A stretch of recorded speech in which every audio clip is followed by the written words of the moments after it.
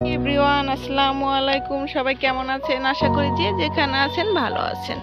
তো আমি ঈদ করতে দেশের বাড়ি চলে যাব, এই জন্য ভাবলাম যে একটু ছাদের গাছগুলো দেখে যাই। যেহেতু আমার একটা ভাবির কাছে দায়িত্ব দিয়ে যাব গাছগুলোর, সে দেখে রাখবে। তো আমি আবার একটু নিজে দেখে যাই কোনো গাছের কোনো কিছু দরকার আছে কি না, এই জন্যই ছাদে আসলাম। এই তো দেখেন আমার মরিচ গাছটায় কত সুন্দর মরিচ ধরছে, অনেক বড় বড় কিন্তু মরিচগুলো, তাই না? দেখেন মরিচগুলো দেখতে অনেক সুন্দর, মানে এটা কালারটা কিন্তু একটু ইয়েলো টাইপের। যাই হোক, আর এটা হলো দেশি মরিচ গাছ, এটার মধ্যে অনেক মরিচ ধরছে মাশাআল্লাহ।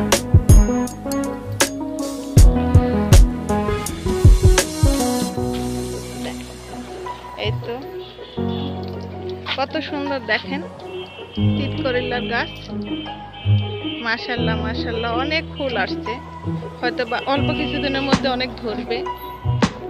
যেহেতু অনেকদিন থাকবো না, তাই ভাবলাম যে দেখি গাছের গোড়ায় কোনো কিছুর প্রয়োজন আছে কিনা, মাটির বা কোনো কিছুর, এই জন্য দেখতে আসলাম। আর যেহেতু রাত্রিতে বৃষ্টিও হয়েছে, তো দেখি গাছগুলোর কি অবস্থা। কারণ অনেক গাছ আছে না, বেশি বৃষ্টি হলে মারা যায়, দেখা যায় গাছের গোড়ায় যদি পানি জমে থাকে। দেখেন কি সুন্দর ঢেঁড়স ধরছে, অনেক সুন্দর ফুল। আর ঢেঁড়সের ফুল কিন্তু দেখতে অনেক সুন্দর লাগে মাশাআল্লাহ। এই দেখেন করল্লা, দেখেন কত সুন্দর করল্লা আসতেছে, ছোট্ট একটা কিউট করল্লা, তাই না? এই দেখেন এটা আরো কিউট, মাশাআল্লাহ মাশাআল্লাহ, অনেক সুন্দর করল্লা ধরছে। আর এটা তো চাল কুমড়ার গাছ,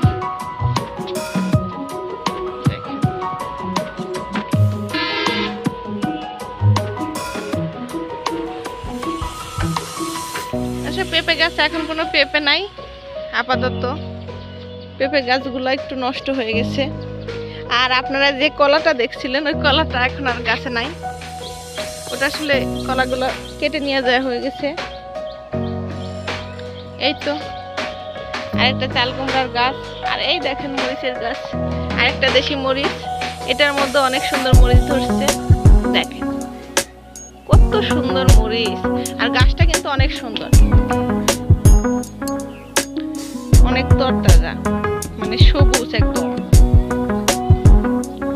আর করলার গাছ কিছু আসলে এমনি হয়েছে আপনা,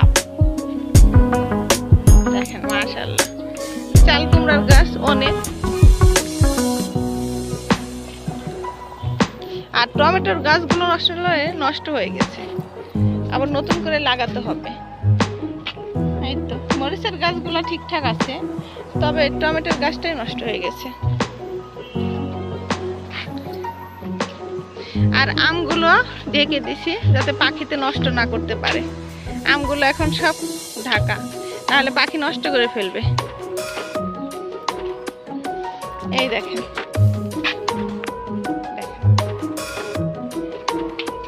মিষ্টির ঝুড়ি যে প্যাকেট থাকে, ওই প্যাকেটটা দিয়ে আসলে বেঁধে দিচ্ছি। এই দেখেন, আর এগুলো নতুন করে পেঁপের গাছ লাগানো হয়েছে, মাশাআল্লাহ ভালোই হইতেছে, খারাপ না। এই তো, আর সব গাছগুলো আমার পাশের একটা ভাবি দেখার দায়িত্ব দিয়ে যাব, যাতে কোনো পানির প্রয়োজন হলে সে মানে দিবে। আর মাঝে মাঝে কাজের খালাকেও বলছি যে তুমি এসে একটু পানি দিয়ে যাও। এই যে টমেটো ধরছে, আর চাল কুমড়া যে একটা পেকে গেছে।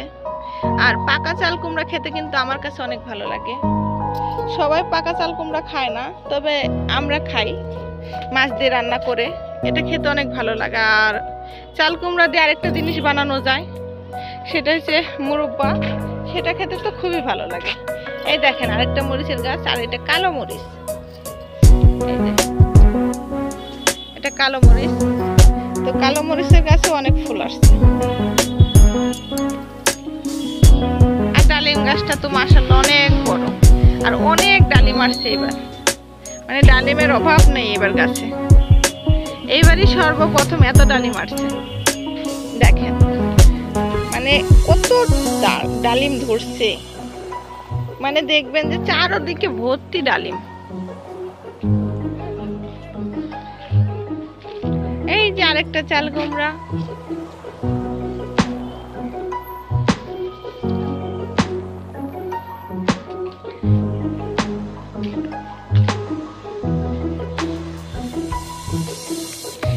এই দেখেন, বললাম না যে বৃষ্টি হওয়ার কারণে গাছের গোড়ায় পানি জমে থাকে। এই দেখেন, দেখছেন কি অবস্থা, বৃষ্টি হয়ে মানে পুঁইশাকগুলো আসলে নষ্ট হয়ে যাবে, এত পানি জমে গেছে গাছের গোড়ায়। এগুলো সব ফেলে দিতে হবে, ফেলে দি পানি।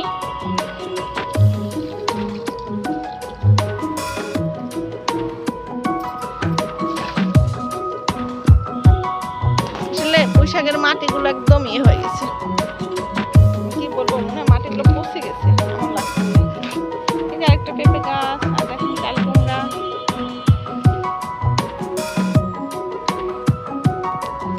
এই যে আরেকটা দেখেন মরিচের গাছ। মরিচের গাছ অনেক, মরিচ কিনে খেতে হয় না, অনেক মরিচ ধরে মাশাআল্লাহ। আর পেয়ারা গাছে কিন্তু এখন অনেক পেয়ারা আসছে মাশাআল্লাহ।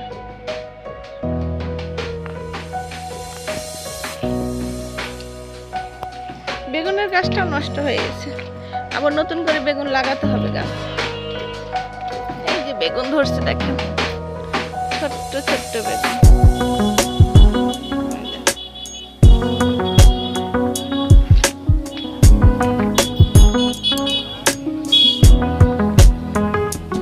আর ওই দেখেন, আমার বাসা থেকেই দেখা যায় ঈদের মাঠ সাজানো শুরু হয়ে গেছে। এখানে আসলে নামাজ পড়ার প্রস্তুতি মানে শুরু হয়ে গেছে, তো কিভাবে সাজাবে সেটাই দেখা যাচ্ছে দূর। এই দেখেন, আসলে জানালা দিয়েই দেখা যায় তো।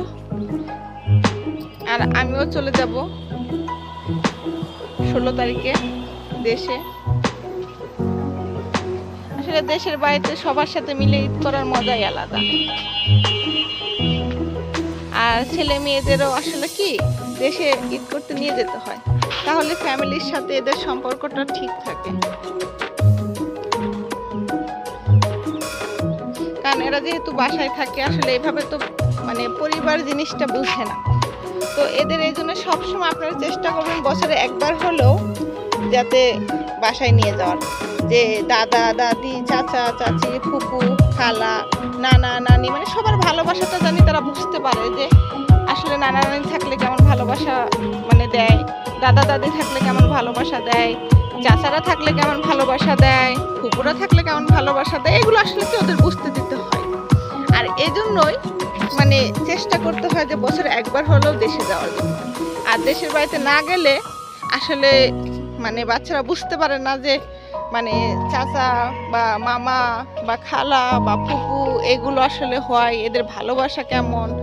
আসলে এই জন্য সবসময় চেষ্টা করতে হয় মানে দেশে যাওয়ার জন্য, দেশের বাড়িতে ঈদ করার জন্য বিশেষ করে।